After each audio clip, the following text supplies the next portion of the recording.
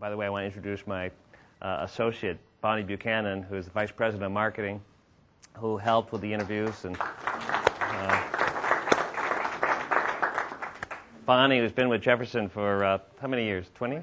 28 years, so longer than I have, knows fully well that nothing is ever that easy. It is actually a somewhat complicated business, mostly because of the logistical complications of running buses 24 hours a day up and down this NAFTA highways, some 6 million miles a year with 50 buses, which, like Sun Country, operate all the time, but unlike Sun Country, they operate at night too. So we are kind of a 24-hour 7 days a week kind of moving machinery, and there's lots of people and lots of little pieces of paper floating around. So I'm just going to kind of give you a little overview and some thoughts about both the business, the future transportation, and then a little bit about how I view entrepreneurship, kind of what because I know that's what this class is about, how I view myself as an entrepreneur, which, and I would say there's a big difference between entrepreneurs. You've probably seen a big difference already in this class. And then maybe open it up to questions and just have a dialogue, because I would be happy to kind of, see what your thoughts are. And then also, when I'm in trouble, I can ask Bonnie what the real answer is, and she'll correct me. But just to kind of start with the future transportation generally, there was a time when taking a Greyhound bus was, something that was pretty special. That was, and you guys are too young to remember Fred McMurray doing ads, and the Greyhound driver was wearing a big uniform. And after World War II, it was something you would actually dress up to go on. You used to dress up to go on airplanes, but buses too. And then with the interstate system, being built up, the low cost of buying a car, the burgeoning growth of cities and the rural areas really kind of coming down in populations. Bus travel had just dropped like a rock, really, to a very kind of a minimal level, really what it is now. Bus stops used to have maybe 25,000 points in North America. Now there's maybe 3,000 points that actually have scheduled inner-city bus service. So we are not necessarily in a dying industry, but we're on one that used to be robust. Greyhound Lines, which became Greyhound Armor, which became Dial Corporation, was a very, very wealthy consumer products company. The company Greyhound Lines now is just eking out of bankruptcy. It is not, it is a bit of a turnaround situation. It's now being managed by a great guy named Steve Gorman, who used to be the vice president of flight logistics for Northwest Airlines, lived in Minnesota quite a bit, so he knows our area. And we do have a good relationship with them, mostly, and other times we compete, and I can tell you more about that. But the whole area of transportation kind of went through a big 20-year kind of decline. What we have been doing is a different strategy, and I think that there's a lot kind of coming our way. If you think about it now, the cost of driving a car isn't going to be as cheap as it was over the past 20 years. And this is kind of, I'm going to say a bunch of obvious things, but, it's maybe less expensive to buy a car, but operating a car is becoming increasingly expensive. Cost of fuel, cost of insurance, and cost of parking. If you drive around the Twin Cities, and I don't need to tell you this because you're living in the University of Minnesota, but, parking and taking care of your car is really a pain. And, many of you probably have cars, but many of you would just as soon have them somewhere else because, what are you going to do with it?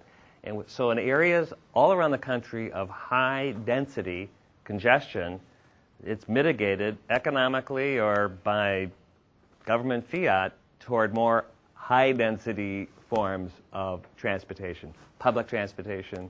And of course, now I always have meetings with people who start poo-pooing buses and start talking about rail.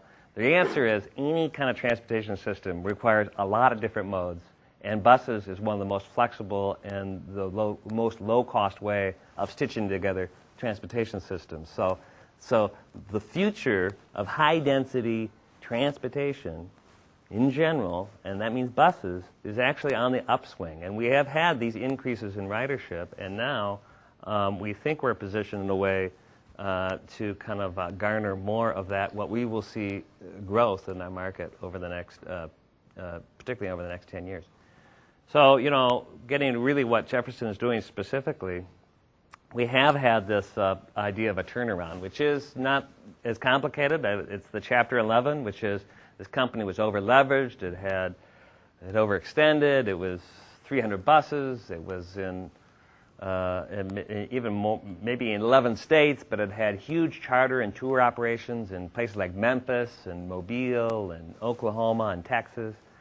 And when I came in, it was really this mission for the family, which is, I kind of thought this isn't going to be that complicated, and I never really wanted to be in the bus business. But it was about downscaling a company, which we thought would be either sold or kind of handed off to some other management.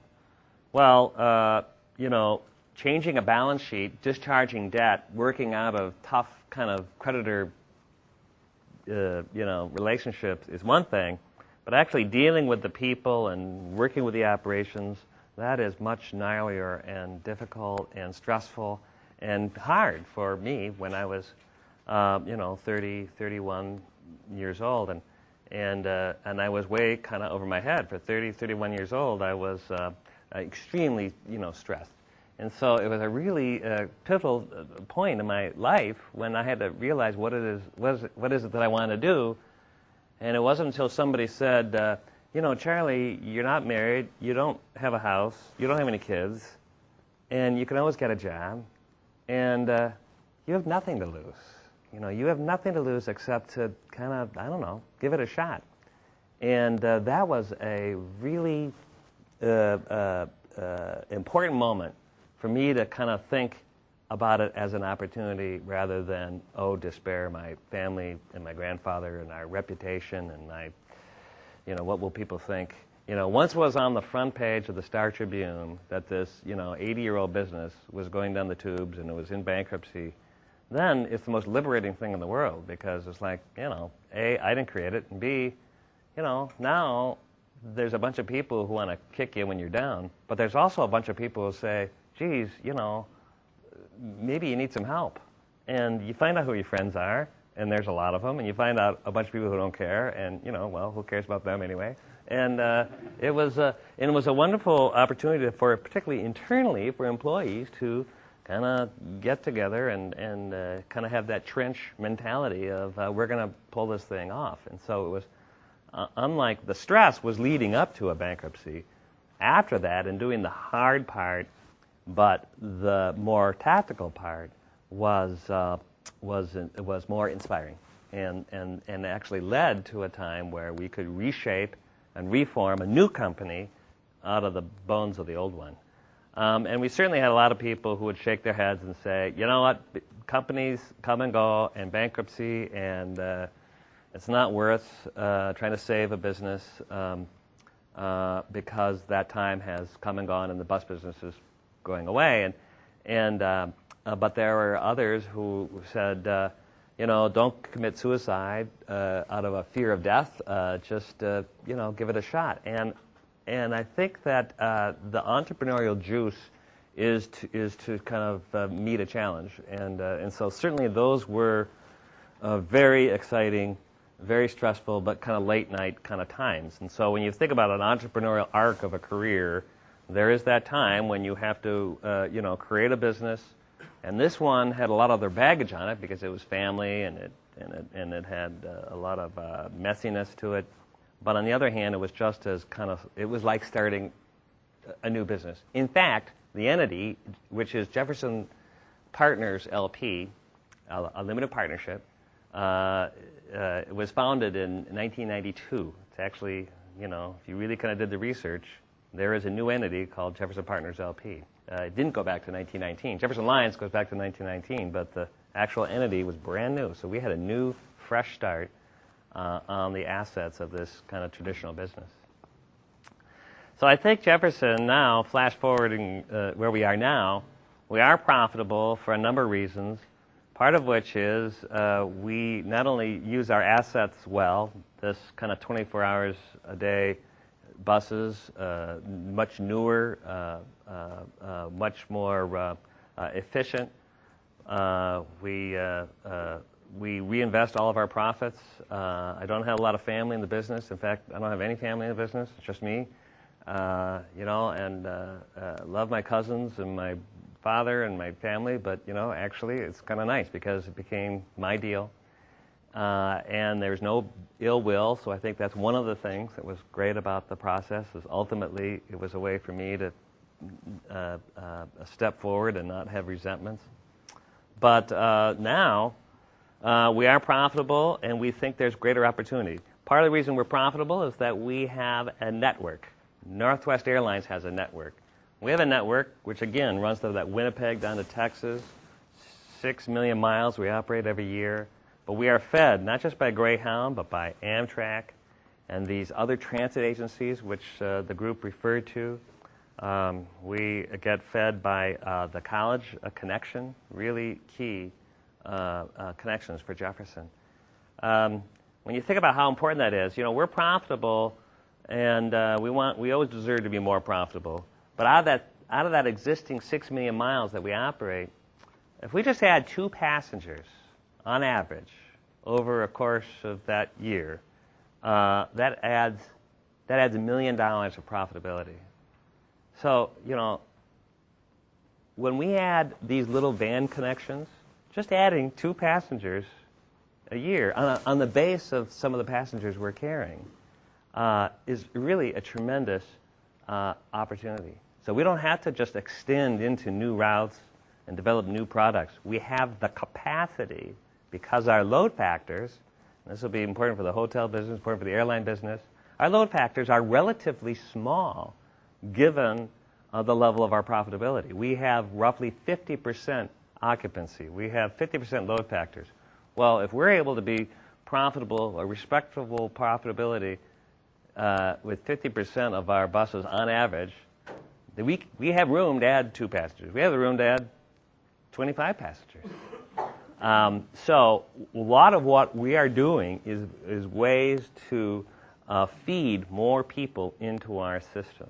And that is really kind of not done in any kind of great dramatic stroke, but it is done with these, again, the college connection, the rural connection, little connections with our metro folks, advertising, and just kind of being an efficient service where with higher gas prices, people tend to want to ride buses. So we've been able to do 2 things. One is attract general growth in excess of expenses, growth of ridership, but we've also been able to raise our prices slowly as well. So we're bullish. We really like the idea of this Duluth idea.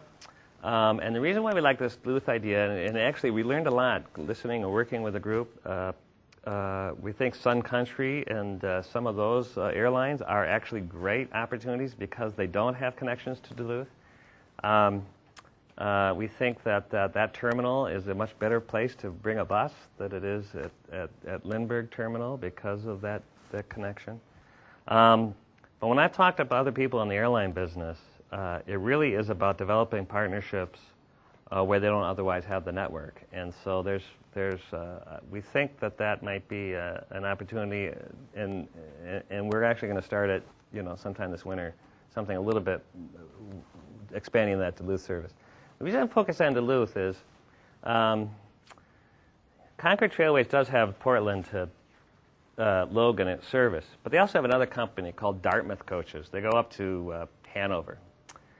It's a real niche, going after students. And you think about this relatively low cost structure that we have. We don't need to have a big piece of the market. We can actually have a significant, kind of recurring business when we get into certain travel patterns where we can have a pretty lucrative opportunity when the market is may not seem huge, but we don't need a very big piece of it to make sense for us.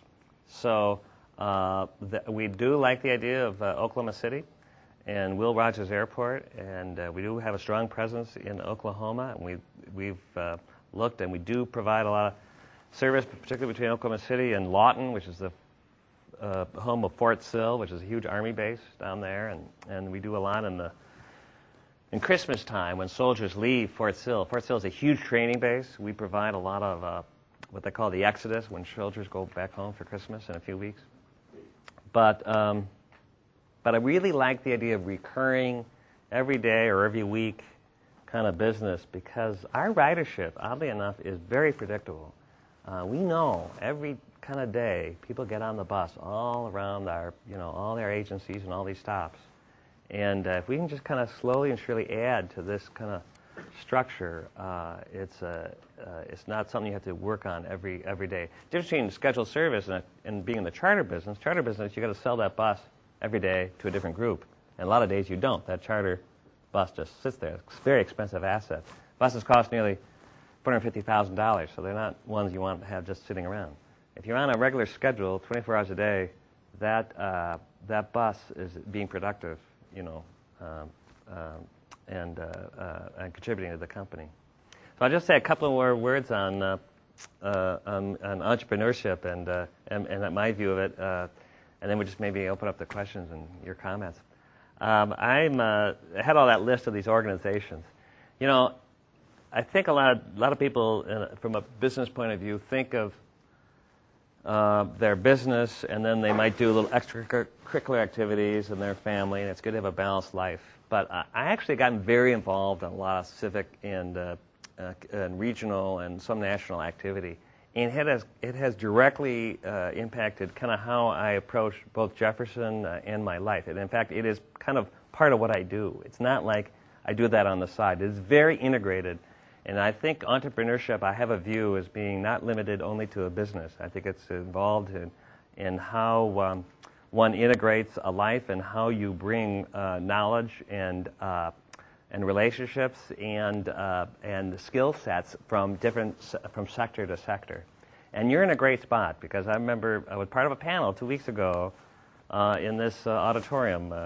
Is it 3M Auditorium? Anyway, and there's this new thing that Marilyn Nelson has been pioneering called the Center for Integrative Leadership. It's a joint program between here and the Humphrey Institute. And it's kind of like, how do you kind of get involved in the fact that we live in our little silos, our companies or our nonprofit.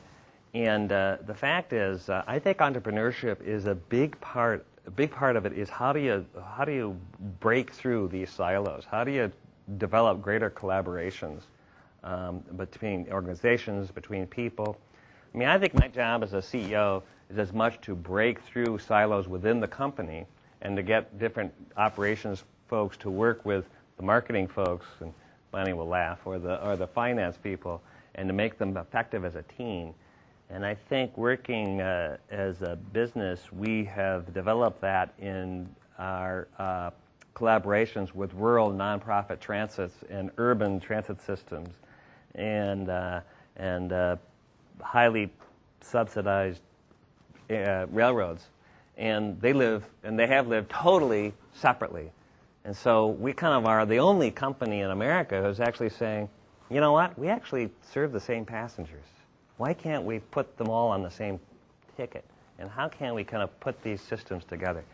And that is, I think, one of the essence of entrepreneurship is not to kind of grasp one's little product tightly by itself, but is to kind of share a technology, share an idea, and kind of create something that kind of wasn't there before. And I have had this great opportunity to be involved with something called the Itasca Project, which is a group of CEOs. There's 40 or so CEOs in this area. Many of them committed to the school, and the governor and the mayors. And in co-chairing their transportation task force, I've gotten very involved in how to build out the transportation infrastructure in the state of Minnesota. And, I spent a lot of time, working with the governor, and this morning I spent 2 hours with the new Senate Majority Leader, Larry Pogemiller. And, that is not about advocating a position. We actually realize that as an integrative leadership, an entrepreneur, you can help bridge elected officials, business, policy, regions, to make something actually get done. And getting done is a very bipartisan process that I find very stimulating. And I think that if there's any kind of result or test for entrepreneurs, it is to actually see something happen. It's to actually see the project to its fruition and becoming effective. And I think that if you look around the Twin Cities, we are so lucky because we have leadership and models of leadership which are incredibly, inspiring. And that could be, and for me, I have learned more from Joe Dowling at the Guthrie about how to integrate a vision for our company than I'd ever find, frankly, from bus operators or transportation company executives. So I feel very, very grateful to have spent so much time, working on this major riverfront project, which I think is much more about theater. It is having to do with the future of our Twin Cities, and you know what? That's the future of my company. So I find that not a separate thing. I think it's very much part of my entrepreneurial kind of pursuit and the future of our company. So anyway, that's my quick blabbering on. I would love to hear from you, and Bonnie can tell me what I was wrong, and answer any questions or have any comments. David? I have a few questions. One is kind of your relationship, the nature of your relationship with Greyhound. Are you dependent on them for terminals if they decide all of a sudden they don't want you to use your terminals? I'm not sure of that relationship. And then also, in growing, does that eliminate some of the low-cost structure? Will you see a need for kind of setting up your own terminals and then just run into challenges with costs and being profitable on that side? And then also when you travel, if you have a hobby of traveling, do you take the bus? Yeah, good questions. Those are all good questions. The Greyhound relationship, that's worth a little explanation. I say that it's mostly collaborative. It is, but we're separate companies. We don't agree on everything that they do, but we are highly dependent. And you know what? Guess what? They're highly dependent on us as well. The most basic is that we share passengers. If you're going to Denver, or that's not a good example, but if you're going to, let's just say Denver, you'll take Jefferson down to Des Moines, and then you turn right and get on a Greyhound and take the next leg of the trip. And that's on one ticket. Our ticket is good on their bus. Their passengers they make a passenger in a Greyhound might come down from Fargo, get on a Jefferson bus in Minneapolis, and go down south to Kansas City, wherever. So we have integrated systems. So they are a huge fee to us, and we're a huge fee to them. And then the other relationship is that they operate many terminals. Not all of them, but there are terminals that they operate. In Minneapolis, they operate the Hawthorne Transportation Center. They operate the one in Kansas City, Des Moines. Not all of them. We operate in Fort Smith. We operate some that they are our tenants. So they're our agent. They sell our tickets, and the schedules are integrated. We purchase fuel from them and cleaning in Kansas City, because we don't have a bus garage in Kansas City. So we purchase fuel from them, and they do a little bus cleaning. Well, you know what? We sell them fuel, and we do their bus cleaning, and we do some light maintenance for them right here in Minneapolis. So it's a kind of a highly independent, and it has grown out of a thirst for efficiency from both companies to say, look, why do we both have garages in these cities? Well, I take care of your buses here, and you take care of us there. They're much bigger, so they have some big systems, like their information system relating to schedules. But we are finding more and more wanting to have some more independence in our ticketing systems, independence in our. Just last year, we took over our own telephone information center, which we now operate out of Iowa. They used to do it for us. Why we were paying them, tens and hundreds of thousands of dollars to give us poor service, I'll never know. We're now doing it ourselves. At what, third the cost, maybe? Fourth of the cost, much better service. Like, why did it take us so long? So we kind of thought it was more efficient with them doing it. Actually, we can do it ourselves. So with technology is making it easier for us to be independent. In Minneapolis, can they kick us out of a terminal and then we're in trouble because they're a bigger company? It would be very difficult because they would lose the feed. And two, it's harder. We do have some presence in communities where they can't just kick us out and then run up across our line. And that's always the fear. Can they just put us out of business? They actually tried. While we were in bankruptcy, Greyhound started operating down I-35. This goes back 20 years. And we got our drivers and their drivers so pissed off. They had run counts of 3 people. We had run counts of 30 people, and it was actually pretty funny because we actually could compete against Greyhound, and they lost millions and millions of dollars while we were in bankruptcy. It was pretty funny. But so we kind of they are scared of being anti-competitive, and they have some Justice Department issues. So we're not shy about kind of being in their face. On the other hand, it's a dynamic relationship. I think that in Minneapolis, I worked very hard to get the new Hawthorne Transportation facility built. It was built with a lot of different federal grants, some state of Minnesota grants. The city of Minneapolis owns the facility. At that time, I did not feel the need or want to manage that facility. They had more traffic out of Minneapolis than we did. Now that is changing. We're much more dominant in Minnesota than they are. There is and at a time they said, geez, we might just have our own fuel tank there. And I said, you're not going to have a hard time doing that because it's a city facility. And they said, well, we're going to talk to the city. And I said, well, I'm the guy who's kind of been talking to the city about this. And they said, no, but we'll do that. And I said, I don't think they're going to allow you to do that. And they said, Charlie, don't tell this. Well, they're kind of naive, and I hate to say this, but I call up the mayor and I say, Mayor, they're going to try to do that. And they say, well, what do you think? I said, I think that's bullshit, And they said, oh, okay. So I call back in Dallas, and they call me, the next week, and they say, would you convince the city of Minneapolis to allow us to do maintenance? And I said, why would I do that? You got to be crazy. So there is some hometown, advantage to, being in the business. So I think eventually, should we be operating in Hawthorne, if Greyhound continues to reduce their service, and it probably does make sense. There is clauses, curiously enough, in the relationship between the city of Minneapolis and Greyhound in their lease, that there will always be Jefferson has the ability to operate there at competitive rates. So there's a few little things in there that were important to us. Can they kick us out of Des Moines? You know what? We're going to take over Des Moines, I would predict, in the next year. I mean, because they really reduce service there. Kansas City, I don't want to operate Kansas City. But frankly, we would rather not operate anything. We just want to make sure it's done well.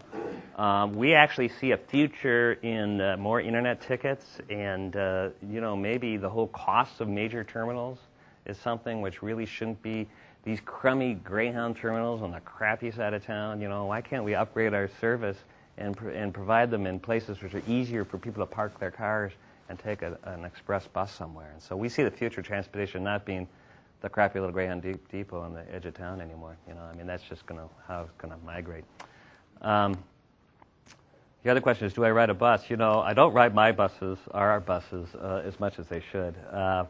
But I do ride a bus. I ride a bus more in Massachusetts than anywhere else. I ride buses for some other bus companies when I travel around the country, and when I can, I do ride Jefferson bus. But there's many dedicated people in our company, including Bonnie, who take the 6 or 7 or 8 hour bus trip down from Crookston, which you were on your way up today to take.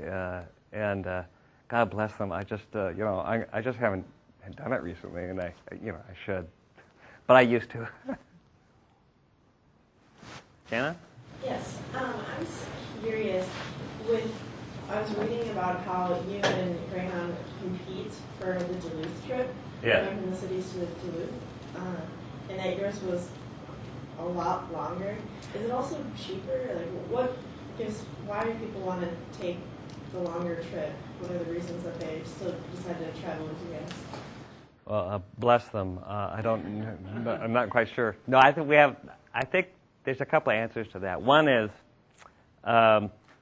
we got on the Duluth Trip because Greyhound dropped from 3 schedules to 2 schedules a couple of years ago.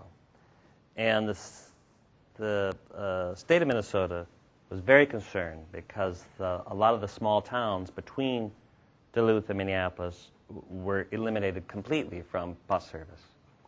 So the governor's office came to us and said, will you pick up that route in some of those small towns? And we were reluctant because we said that's Greyhound's service, and we don't want to kind of go, really up in there, up against them directly. But, and thinking about it, particularly because there was a federal program called 5311F, which is money for rural inner-city transit service. The state said they would help mitigate losses by giving us a grant, and that up to 50% of a loss. So we would lose money, but they made it so that we wouldn't lose very much. And so we said, all right, what? They've dropped from 3 to 2, and they dropped a lot of small towns. So we'll just take that time slot and we'll run a bus up to Duluth. Of course, Greyhound has the terminal here and terminal up in Duluth, and it was very funny because we agreed to take this slower bus trip with all little towns, and knowing that the state of Minnesota, through some federal money, would be able to kind of give us a grant so we wouldn't lose money doing that. But we weren't going to make money. And the president of Greyhound, Steve Gorman, comes into town like a week later.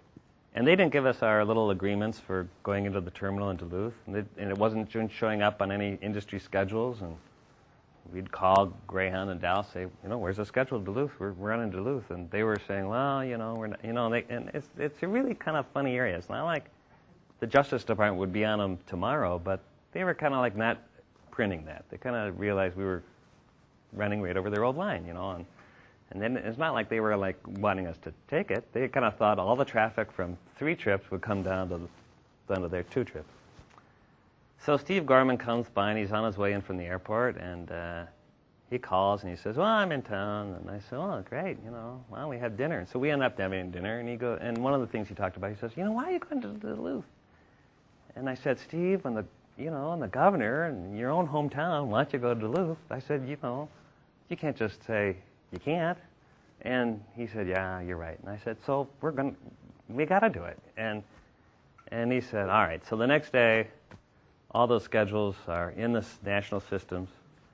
And we did something a little bit different. We developed this college connection with the University of Duluth. We left right from St. Scholastica and UMD, and we also come to Kaufman Union. Well, a lot of students don't want to go to that crappy bus depot downtown Duluth. They would rather take longer and take the bus from a nice spot right on campus. And I think our buses are nicer, and it's amazing. And that's why I think Duluth's an opportunity, because we have nicer buses with direct service taking an hour and a half longer. It's an hour and a half, maybe even more than that. But we also serve those small towns. We serve those small towns because that's important for the state of Minnesota. Should we be doing express service? I think we should. And by the way, Greyhound, which was down to 2 trips, they dropped 1. Now they're down to 1 trip.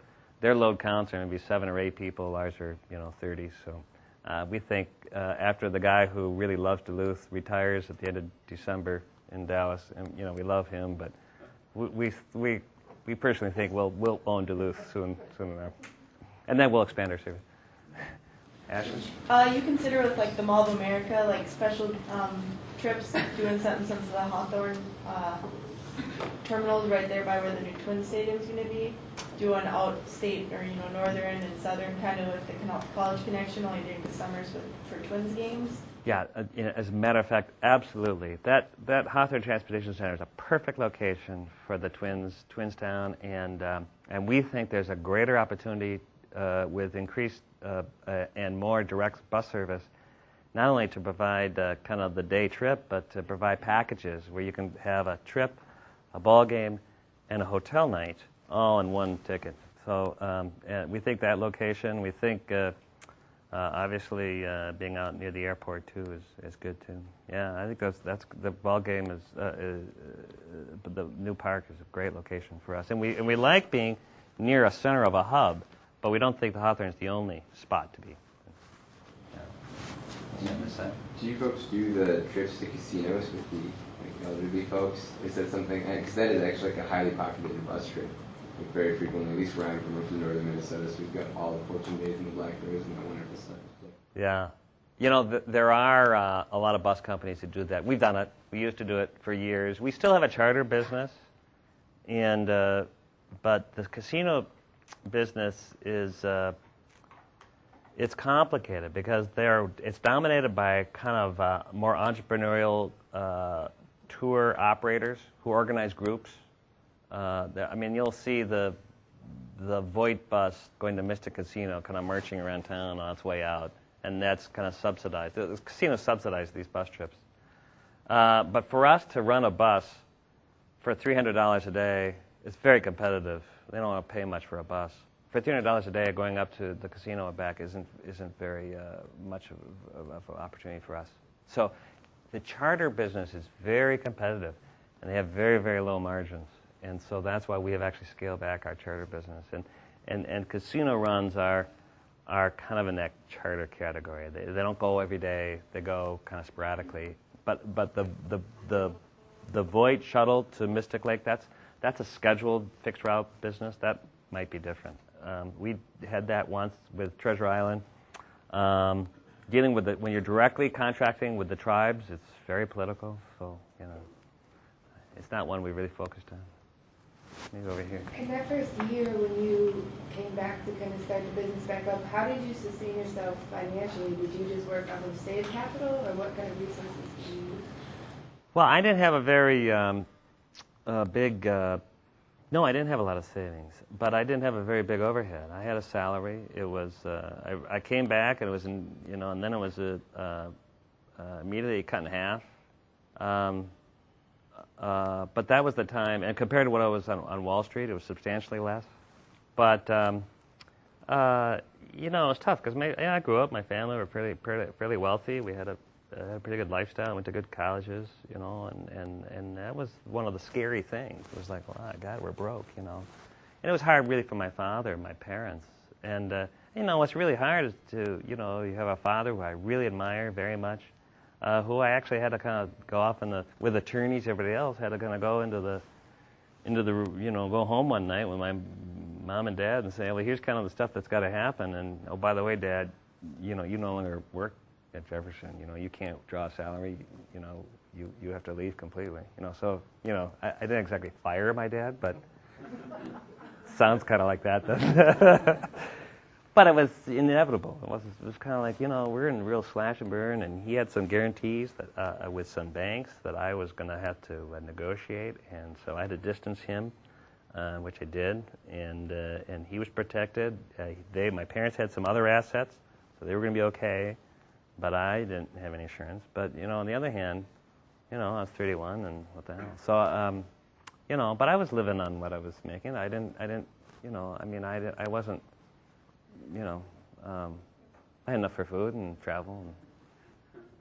And as I say, my needs were me. I still got, I still went skiing in January. I wasn't starving, but I wasn't rich. But, anyway. In the paper, it mentioned about real estate. Do you still have that, or do you use that when you were? Did you liquidate that? No, yeah. No, that was gone. St. Anthony, Maine. My father, loved and really helped the whole riverfront, resurgence. And that property along all of St. Anthony and all Main Street was my grandfather's from the 20s. I mean, he ran a little trucking company there, and he, he had started Jefferson Lines, but he also was a banker and railroads, and he did all that kind of stuff. And he was a major entrepreneur. He worked in a hardware store when he was a kid, and he worked his way up to the U of M here, and worked his way through school doing stenography and typing, and he built his career, and he is a true entrepreneur. But he had these old buildings, and my father had a vision for the riverfront. And it was really in the mid-'80s it started to dive. So it was very complicated financings. There was 4 different projects, 8 different lenders, cross-collateralized. It was really murky. And I really learned a lot about difficult creditor relationships and the particular notion of secured creditors. And it was really amazing education. But no, it was really about getting out of that property and unscathed. And I spent a lot of time to do that as a workout, basically to leave the bus business intact. So it's actually in 2 different phases. That was the first. Bus business is intact, and then the bus business had its own issues. So it kind of went in phases. Real estate kind of workout, bus business.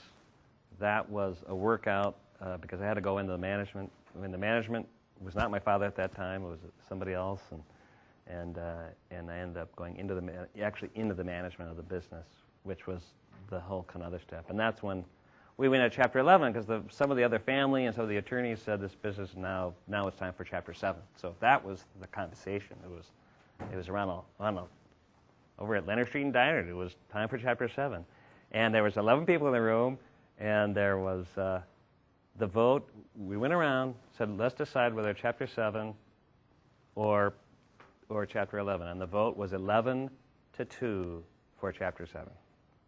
And this was this was one I call the classic George Bailey, It's a Wonderful Life kind of moment, when I was just pissed off. I was just so angry. I said, "You callous assholes, why? This business has been around for 80 years. You can't just, And that was kind of one. And the 2 votes were, who wanted to do a Chapter 11 were me, and then a guy who was. Gail Hook, a guy who's been, had been an old operations guy, had been in the business for 35 years, 40 years at that point, maybe longer, and he, grew up out of Kansas City, and he was an operations guy, and near retirement, really was in retirement, and, cared about business, so, so it was kind of one of those, if you feel so strongly, then you do it kind of thing, and so I said, well, screw you, I will, and so then we did, and God bless the attorneys and Leonard Street. I mean, these guys were amazing, and it was very dramatic to go into Chapter 11 and actually have that plan work out. I mean, we didn't have much cash, and it was very dicey, but Bonnie and I joke that Jefferson, for many years, maybe still, had much more value in its movie rights and story rights than it did in any assets because it was such a thriller. Yeah. You were on this one. I guess my question is for both you and Bonnie, but as you were rebuilding your business, what type of marketing efforts did you employ to kind of restore the image and rebuild the name and so forth? That's a good question. Let me answer it quickly, but then Bonnie can really correct me because Bonnie's been more on the marketing side and a lot of different jobs, but has been kind of the schedule, entrepreneurial kind of image side as well as schedules and charters and tours. I think I believe in kind of more guerrilla marketing as opposed to overall image marketing. It's really market by market. And then the PR was not very strategic early on. I think it really had to do with survival. So there's a whole period of there. It was like, what do you need to do to kind of get something out there? And part of the really great part of the bus business, as difficult as it is, was the consistency and the predictability of people who want to ride buses and keep traveling. I mean, we kept saying, why do people keep riding with us? We break down. You have crappy buses. During a Greyhound went into bankruptcy after we came out. And they had all kinds of problems, and they had huge union issues, and people were throwing bricks at buses and shooting at them. And so I was thinking, like, God, we even shoot at our passengers. They keep coming riding with us. What's the deal? But in terms of actual advertising marketing, it was very kind of, I would say, very market specific. Do you think you want to? Right, and one of the programs that we went into shortly after bankruptcy, we called community awareness. And it involved going into every town that we serve. Like right now, we serve about 180 towns. And a lot of them, as you can imagine, are tiny little towns. But we would go in, meet with the mayor, meet with anyone that would talk to us, and talk to them about what we needed to continue our route and how they could help us. And we had, we've had a lot of support from small town newspapers that say, oh, we'll print your schedules. We'll run human interest stories on why people ride the bus. So there's really been a lot of definitely grassroots kind of marketing. And when you think about Jefferson, I mean, we really aren't a very big deal in Minneapolis, but in Brainerd and Wilmer, they really like to, they care about the economic lifeline to the Twin Cities. And we get a lot of support from towns, from newspapers, from the chambers, and frankly, even some of the paid media. Some of the advertising on radio, a lot less expensive in smaller towns, and yet a lot of that spills into our urban customers as well. So we can be kind of smart about where we spend those dollars. With the college connection, I must tell you a story in regard to that and how it relates to marketing. We did a number of focus groups 8 years ago. And in fact, we did about 6 of them here at the university and met with students. And of course, one of the questions was, what do we have to do to get you on the bus? And over again, it was, I don't want to go to the bus people. Regardless of when we would explain how nice it was now, the new Hawthorne Center was just opening then, correct, 8 years ago? Yeah. And so when we started the college connection, the Kaufman and Duluth campus, that was our first attempt. And I think what really made it work, again, was the perception of it all. Because both colleges had us on their websites and just were so cooperative in helping us get the word out. But what I found most interesting is that if you're a student in Duluth, you get the free bus pass. And they have great bus service there within the city. And they could have ridden the city bus down to the local bus depot and gotten on, and it wouldn't cost them a dime. And then they could ride an express bus on Greyhound into Minneapolis. And their price is $3 more than our price. And yet we pull in the students basically because we sell the tickets right on campus in the student union. We do the same thing here. So I think it's really tying it together and making it convenient. And we're looking at more ways to improve it. Our website, I saw the gentleman in front of me pull it up, and I just wanted to go, oh God, no, don't look. Because we don't have the ability right now on there to sell tickets or quote schedules, but we are minutes away from having that completed. Now you get it, terrific. I've been hearing minutes away. It's really Don't hold your breath. No, we're gonna see that soon. Yeah. Well, maybe over here. I read in your paper that you're really passion yours is community revitality and revitality. Yeah. Yeah. What would quote unquote? What can you explain more? What that is? Well, I touched on it. I think that, I have my interests are all these things plus urban vitality.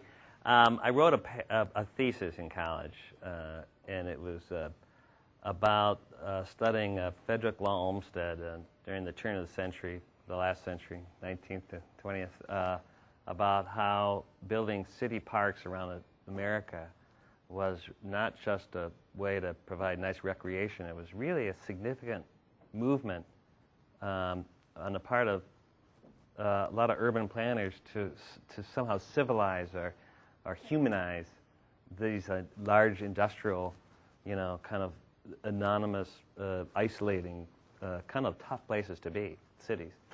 And that cities have been transformed, I think, to great kind of cultural, wonderful places that actually attract people because they're wonderful places to live in.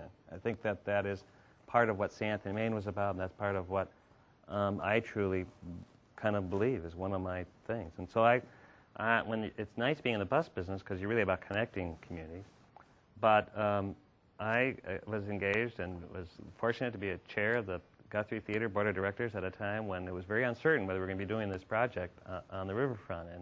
And we were able to not just capture the imagination of the Board of Directors and our audiences, but the state legislature and a lot of donors to raise $125 million to build a theater that I think is transforming, not just for this community, but for American theater in the United States. And I think that the vitality of this community is why we all want to be here. And I think it attracts people, students, smart people coming in, and makes it a nicer place to live and do business. And I think that Jefferson will thrive when Minneapolis thrives. And I think I will thrive. And my family.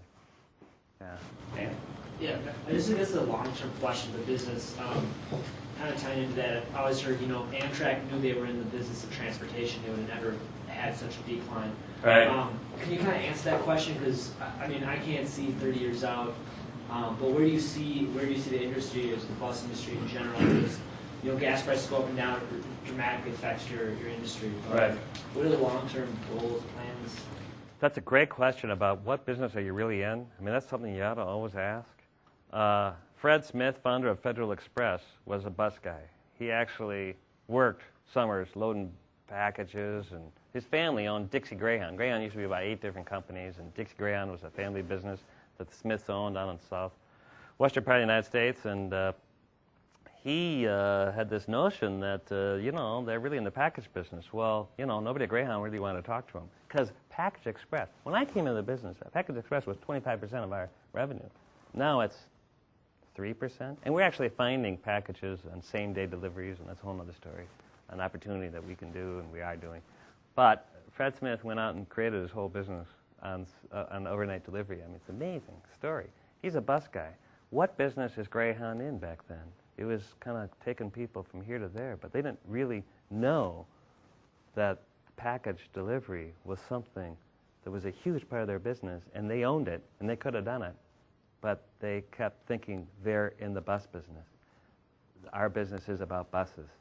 No, their business is about delivering packages and delivering people. So I definitely think our business is about connecting people, and it's about, I also think our business is about connecting people to get from here to there on a logistically comprehensible way, not in a private way, but a way for you to have a ticket, and you can kind of find your way from one mode to another efficiently.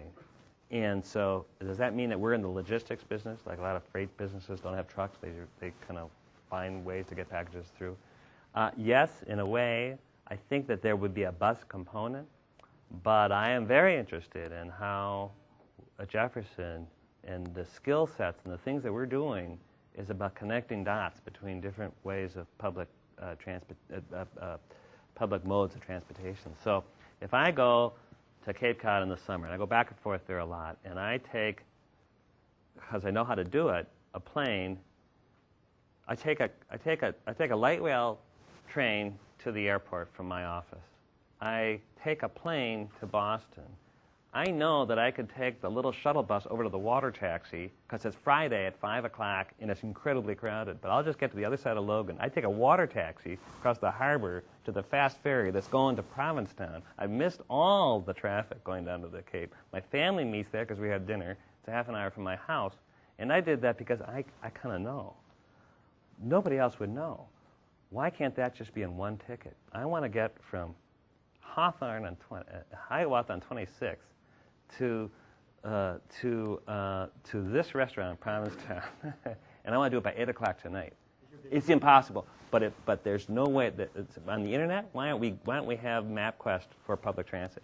And so I think there's ways in our business that will be, and I don't think it was 30 years. I think it was, as I said, 10 years.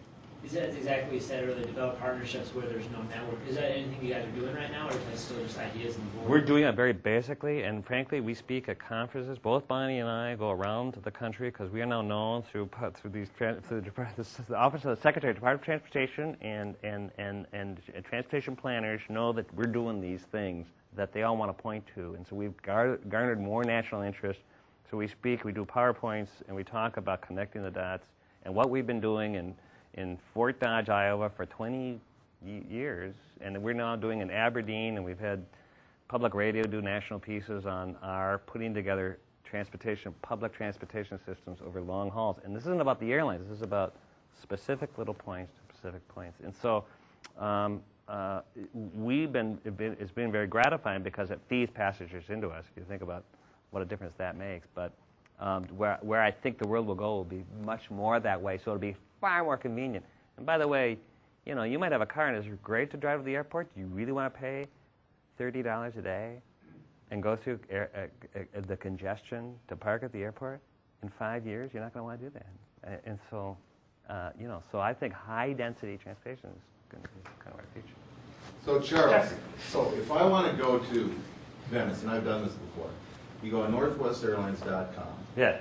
And you're flying from that over to Amsterdam. Yep. And then you're on KLM to probably into Milan. Right. And then Alitalia into Venice, like you're saying. Right. But why wouldn't someone like yourself set up this massive data system, like you're talking about, which would incorporate all different bus companies, would be as simple in all different, trains and airlines and whatever else, and take your simple 5 or 10% booking fee and just do that as an independent company? Well, yeah. I mean, wouldn't you rather sign on to some national network that's already doing that than trying to develop all your own partnerships with all the different times that everyone gets here and leaves and does all the other stuff? It has to pick or choose. I mean, I was part of a study group and I actually think, it's kind of time and energy. I mean, it's Google will be there. There's some other players who will be there, and you need a huge engine, but they're doing it. But I'm not. I don't have that expertise. I know it from the market side, but and do I have the Well, do you see that coming about at this point? Oh yeah, and absolutely. In fact, part of the study group, we went out and we went to all these companies. I was talking about from the office of the secretary, and the U.S. DOT. Has generated some interest. It's going to take a little bit longer because the margins on some of these little slices aren't as big. I mean, you'll find Expedia and some of these others because, maybe in the hotel business, there's $35 hit on every room. You get a pretty nice hit, but when you're talking about the $2 junket little van off to the, you don't get $35, you get, 35 cents. So it's harder, the pieces aren't there, but as the software and as the engine being the software and the database becomes more defined, and it is every 6 months, it is, that cost will go down, and then it'll be worthwhile. Yeah, it's just that we're not in the software business. I mean, it's interesting. Although I think in terms of where are we in that little food chain, we're going to be picking and choosing the transportation connection piece to be part of that. And again, if we could add, not what's in it for us is when we have these systems, these transportation systems in place, and we're not profitable at 50% occupancy, but we're at whatever we are at 75% occupancy. That works for me.